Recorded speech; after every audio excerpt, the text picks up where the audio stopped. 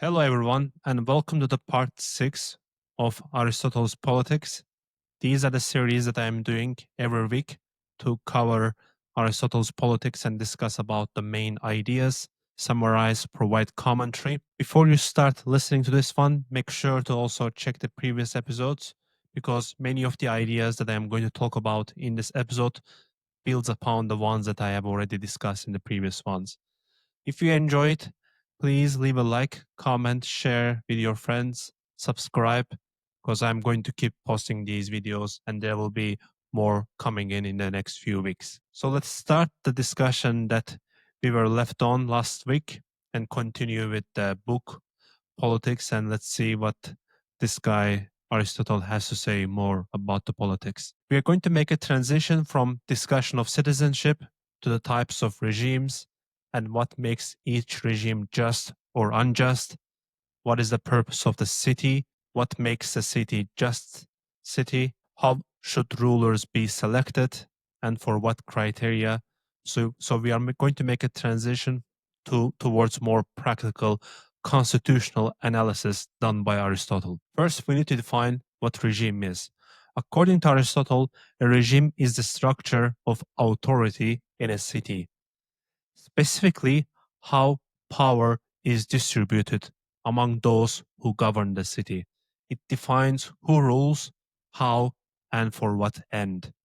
For example, in democracies, people or majority have authority, but in oligarchies, it's usually the group of few individuals, sometimes, not sometimes, a majority of the times, based on wealth or power. This part of the book is, in many ways, what Aristotle's politics is mostly known for. If you read about this in your university classes or watched another YouTube video before or some another podcast, you know that Aristotle is famous for 6 types of regimes. That's what we are going to discuss today also. And that might actually make this part of the series the most important, most relevant, and most impactful. The part where most people remember and take from Aristotle's politics, because we specifically are going to talk about the types of regimes, which types of regimes are just, which types of regimes are unjust, why, and what's the ideal regime, and so on. So this will plant the seeds for that kind of discussion in this episode. But before we talk about the regimes, we must investigate what it is. What is it for the sake of which the city is established? When we say city, we also need to take into account the context where Aristotle is talking about city-state, because he was living in Athens and he was surrounded by other independent city-states. There wasn't the major one big empire controlling all those lands. Like every city had its own government, and that's what he's referring to here. For today's convenience, when we say city, we can just think about a country to make it easier to understand. Okay, but why he wants to understand the purpose of the city? What is it for the sake of which the city is established? If you read about Aristotle before, or if you watched the previous episodes that I did on this book, you may already notice this pattern where every time there's a discussion about the concept, Aristotle uh, goes back and wants to understand the purpose of the thing. What's the end goal? Where are we going with this logic? Where are we going with this concept? So he's always looking for a purpose of things. And city, government, country is not different in his eyes. You should look for the purpose of why this thing exists in the first place. Start from the basic first principle. Sometimes it's called telos-based logic, purpose-driven logic. Just like happiness is the purpose of individual life, as he describes in other book, Nicomachean Ethics. In politics, he argues that the common good is the purpose of the city, common good of the households. Remember, city is a collection of households, and the household is a collection of humans, and those humans are political animals. If you want to understand this part, go check out the first episode, because there I talk about this more extensively. But now back to the city. Man is by nature a political animal, because humans naturally built households, and then villages, and then cities for self sufficient life. That's the logic. Even when they do not need each other, still they yearn no less to live together. Because by living together, people can fulfill their needs and live the best life due to specialization, commerce, trade, common defense, etc. So that's what human beings do in practice in empirical setting. Why? Because they aim for self-sufficient and good life. As an individual, you may, if you are lucky, you may survive in nature if you are very strong, very powerful. But usually, you will start to look for partners, and that will lead to families. And then these families will come together to establish city because every person is different. Every person has a different skill set. Every family has different specialization. Someone else might make a shoe, others might make bread. So if you start trading, then it makes sense that for self-sufficient and good life, we need to establish cities. So that's the basic of the establishment of the city. So people don't form cities merely to survive. They form cities to live well. The city exists for the common advantage, which means helping its citizens achieve a life of virtue and flourishing.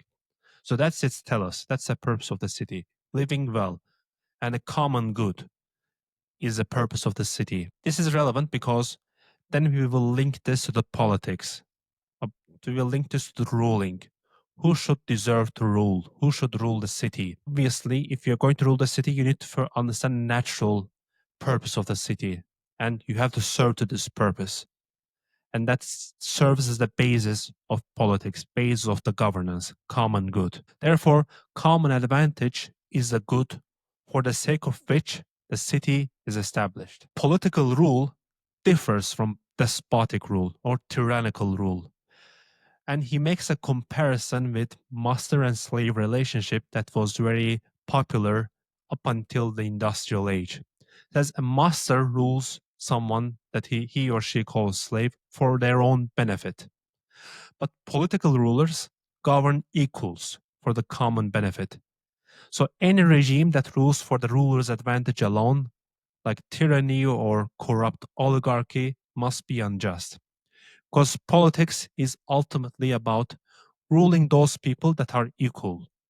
They have rationality, they are equal citizens. So you must take this into account and also consider the purpose of the city.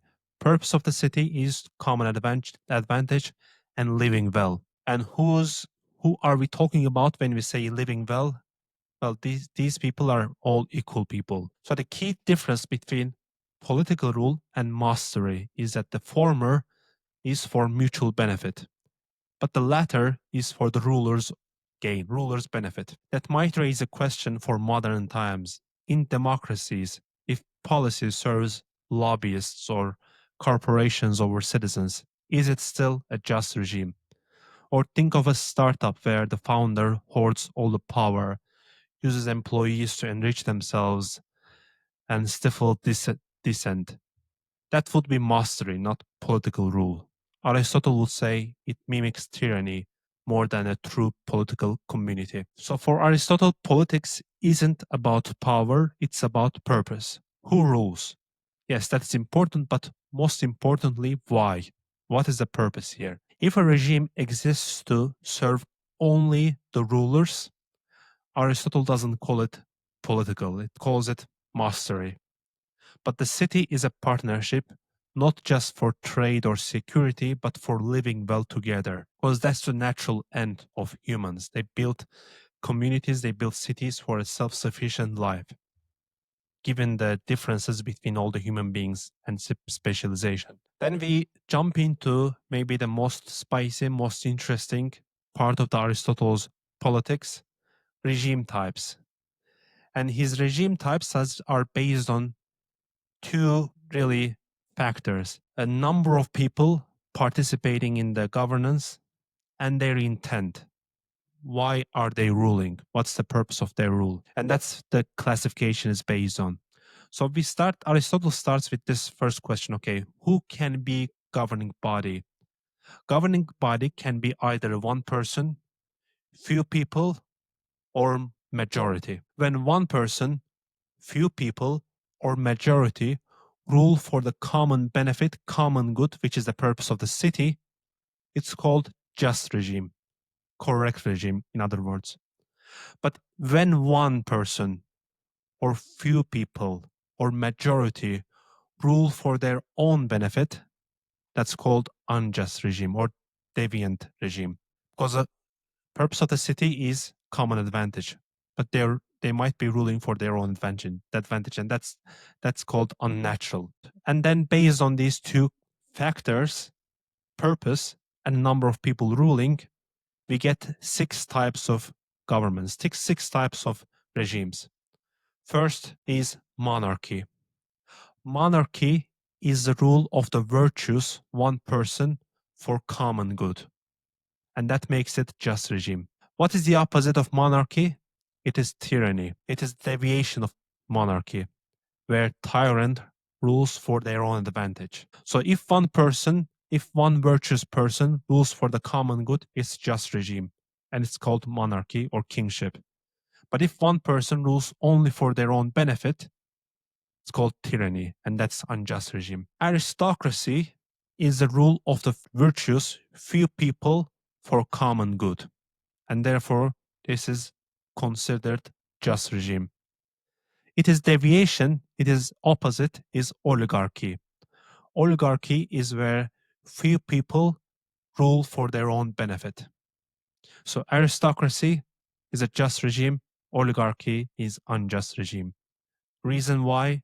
Because rulers in aristocracy rule for the common good, but in rulers in oligarchy rule for their own benefit. And finally, polity. Polity is a rule of the majority for common good, and therefore this is a just regime. Its deviation is democracy, which is unjust regime, where majority rule for their own benefit. So monarchy, aristocracy, polity, these are just regimes. Tyranny, oligarchy, and democracy, these are unjust regimes. What makes a regime unjust or unjust is their intent. If they're ruling for the common good, common benefit, regardless of whether it is one person, one group of people, or majority, it's called just regime, as long as they are ruling for the common benefit. So monarchy is as just as aristocracy, which is as just as polity. Tyranny is as unjust as oligarchy, which is as unjust as democracy. When we say democracy, and it might be interesting to see Aristotle condemning democracy, is we need to also consider context here. What was considered democracy back in ancient Greece? In modern terms, this would be very, very radical form of democracy where there is no notion of meritocracy.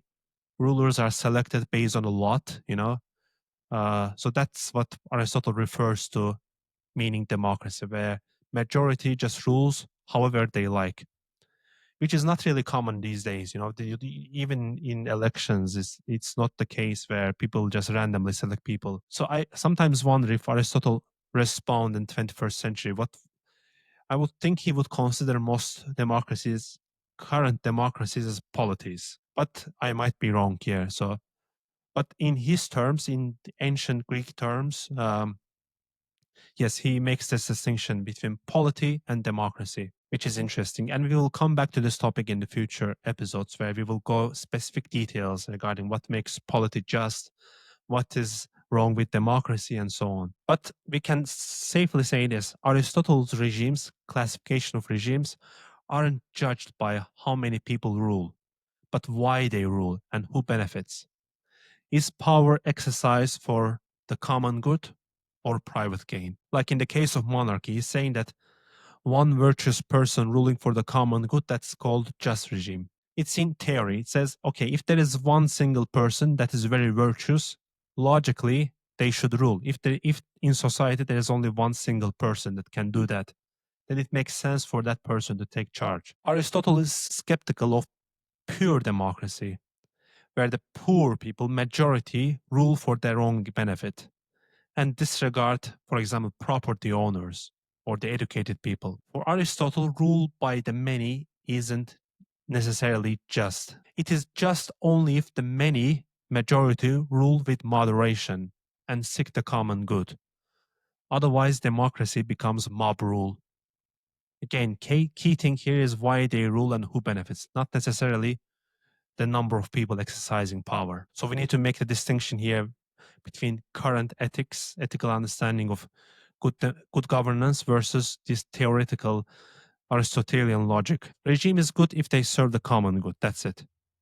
Whether it's one person ruling, two people, five people, majority, doesn't matter that much. What matters is here intent. This intent needs to be tied to the natural end goal of the city, which is common good, self-sufficient life. So we can even establish this structure where three just regimes: monarchy, aristocracy, polity, and their opposites: tyranny, oligarchy, and democracy. Interestingly, what Aristotle does next is that he goes heavily criticizing both oligarchy and democracy. He regards oligarchy and democracy, both of them, as class-based systems, class-based governance, which looks at only one part of the city, which only fulfills the needs of the one part of the society, either wealthy few or poor majority. In oligarchies, the few rule because they are rich, because they own property. In democracy, the many rule because they are poor. So poverty and wealth differentiates democracy and oligarchy in Aristotelian terms. Usually it's the case in practice that poor people are many and wealthy people are few. Hence, that's why Aristotle makes that classification where he says oligarchy is the rule of the few people, democracy is the rule of the many people, majority. So Aristotle's regime classification is grounded in empirical reality.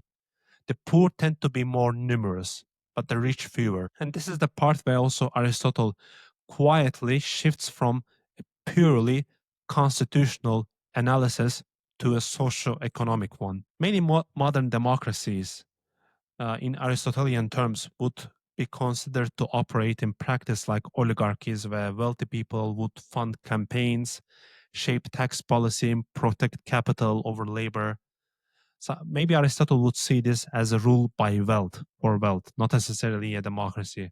And this is also the part where this sets the stage for Aristotle's later argument that a strong middle class, or what he calls middling element, rather than the poor and wealthy divide, being key to the stability. Because middling element is the one that decreases this radical difference between poor people and wealthy people. And that's why actually he considers both oligarchy and democracy corrupt regimes, because they are unstable. They are unstable. It's like two very radical groups of people in society fighting for power. So Aristotle criticizes class-based views of justice, rich versus poor, and grounds his argument in telos, purpose of the city, and makes first positive argument regarding who deserves political power: those who contribute to living well, rather than being rich or powerful or being poor or being having property and so on. So the purpose of the city is common good, self-sufficient life of households, individuals. If you can contribute to this, if you are serving this, then you can rule. You can be considered just. But if you are serving poor people, or if you are serving rich people, or if you're serving yourself, as it's in the case of democracy, oligarchy, and tyrannies, they are not just. And that's why he considers those three regimes unjust, because tyranny is for the service of one person, oligarchy is for the wealthy few people, and democracy is just serving the poor majority. So this is also part where he criticizes both democracy and oligarchy, and he calls them out in their understanding of what is justice. So it's important to understand what is considered as justice in both democracy and oligarchy, according to Aristotle. So in democracies, justice means equal share for all. But in oligarchy, justice is unequal share based on wealth or property or any other criteria. Aristotle says both views are self-serving and incomplete because they judge based on their own interests and they call it a justice. Rich people will always say that they should be rich because they deserve it, they work hard. And poor people will always say that we need to bring equality of all because we are all humans, because we are free citizens of political communities. So you see, rich people, poor people, they when they speak about justice, they actually talk about their own interests. And that's what usually happens in oligarchy and democracy, according to Aristotle. Think about memes where people will say that you are communist until you become a rich. Aristotle is hinting to that meme actually. He's saying that you think equality is good because you're poor, and you think unequal share of wealth is good because you're rich. But that doesn't mean that either of those things are universal standards of justice. They are just subjective understandings of class based interests, and that does not define justice. Both groups, both Democrats and oligarchs, pick one principle and stretch it too far. Neither wealth nor freedom alone qualifies someone to rule.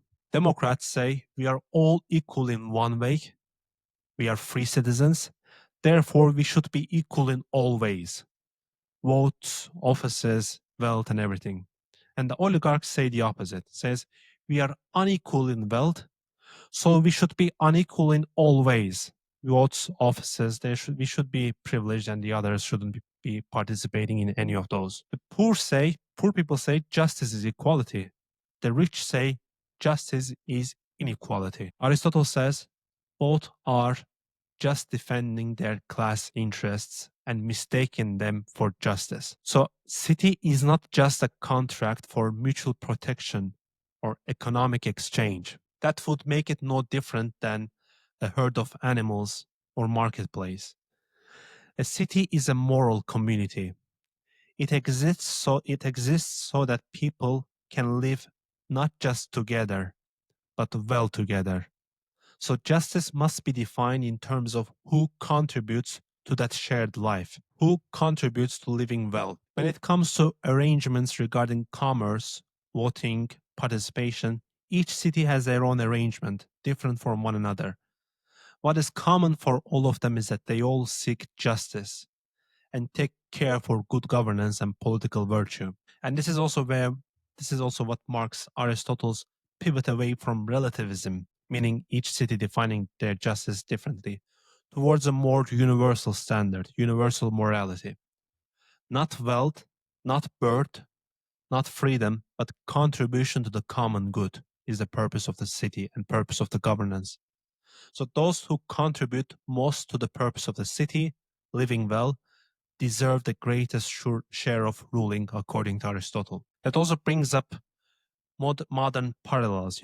Should every citizen have an equal vote in complex issues like AI regulation, or should those who understand the issue or contribute more, for example, scientists, thinkers, educators, have a greater say in these policies? Many modern cities are becoming just networks of housing, commerce, and traffic, not communities aimed at living well. Aristotle would say that if you think a city is just a place to make money and raise a family, then you've missed the point. That's not a city.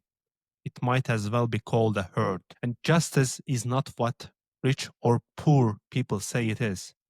It is what serves the shared purpose of the city, to help us all live well. So ultimately, Aristotle lays out his critique of democracy and oligarchy as self-interested ideologies. Poor people want equality because they are many. The rich people want inequality because they are few. But neither is seeking the good of the city, just the good of their own class or group identity. And that's why Aristotle believes that democracy and oligarchy are not just, because they do not serve the common purpose of the city.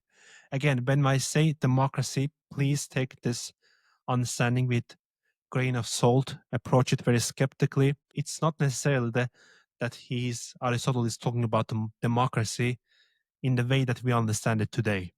He's referring to the very radical forms of democracy that existed in some ancient Greek cities where people would be selected by a lot. There is no meritocracy, there is no right. It's basically poor people having say regarding everything. But that's not really the case in our modern understanding of democracy. So take this with skepticism. Sometimes I think what he means by democracy might be similar to what we mean today by communism, where everyone being equal, everyone having a share, no private property. So sometimes this might be something interesting to think about. So this is just my perspective. Maybe he's referring to something when he says democracy that today we call full communism. Should the poor people rule just because they are the majority? Or should the rich rule just because they own more? Aristotle says that both democracy and oligarchy use power to serve their own class. The poor want to rule to redistribute wealth. The rich want to rule to protect and expand what they already own. In both cases, power is used for partial benefit, not the common good of the city, not the purpose of the city, which is the common advantage of all citizens. It benefits certain groups in society, not the city itself, not the purpose of the city. He is also hinting that mob rule can be as unjust as one man rule because they both use power. So Aristotle equates unjust majority rule, mob rule with tyranny. He draws a dangerous parallel. If we justify the rule of the many because they can, then we must also justify the rule of a tyrant because he can. So power alone is not justification, and majority rule can be as unjust as one person ruling it if they serve their own interests rather than the interests of the city. Mob rule and tyranny are mirror images according to Aristotle. One many-headed, the other one-headed. Both destroy justice when they rule for themselves. That's why he puts democracy and tyranny on same category. Again, when I say democracy, take this with a skepticism. This is what he understood by democracy as it existed in ancient Greece. Mob rule, full mob rule without any regard for the interests of the few people, interests of the rich and powerful. Aristotle here also criticizes the law-based, like legal-based systems for solving these problems. He says some will say that solution is to make the law rule rather than the persons. But if laws are oligarchic or democratic, the end result is still the same. So the critic of relying only on law, if the law itself is biased. Think of leaders or movements that justify any policy as long as it's backed by majority. Aristotle would ask, is it just or is it just popular? What if people are simply wrong? So that ends this part of the discussion regarding politics. We shifted away from discussion on citizenship and we shifted towards the understanding of different regimes, purpose of the city, how the purpose of the city is linked to the regime types, which regime types are just, unjust. So these are the topics that we discovered. Key takeaway is that according to Aristotle, what matters is the purpose of the city, understanding why do we have a city in the first place? Why do we have a political community in the first place? And then if we want to understand what governance model is just, we need to understand their intent. Why are they ruling? Why are they exercising their power? That's the most important part, intent. Doesn't matter if it's one person, few people, majority ruling, all of them can be just or unjust. What matters is that who is benefiting from the rule. Monarchy, aristocracy, polity are just regimes according to Aristotle because they serve the common good. They serve the purpose of the city, which is the common good. But tyranny, oligarchy, and democracy are unjust because they serve their own interests. They rule for their own interests. Tyranny is where tyrant rules for their own benefit. Oligarchy is when group of few wealthy people rule for their own benefit. And democracy is when poor majority rules for their own benefit, most of the times at the expense of few virtuous or wealthy people. So that's basically the classification. And then we also explored why Aristotle believes both oligarchy and democracy are unjust because they are all based on class interests, which divides a society into extremes. So that's all for today's episode. We will keep exploring these ideas further in the next coming episodes. There will be further discussions in the next chapters regarding each of these specific regimes, what makes these regimes stable, policy advice, and everything. These are the topics that we are going to explore in the next few episodes. If you enjoyed it, if you enjoyed listening, please leave a like, comment, share with your friends. Consider subscribing to the channel, and also look forward to the next episodes that are coming. Until then, have a good day. Thanks for watching, and I will see you next time. Bye.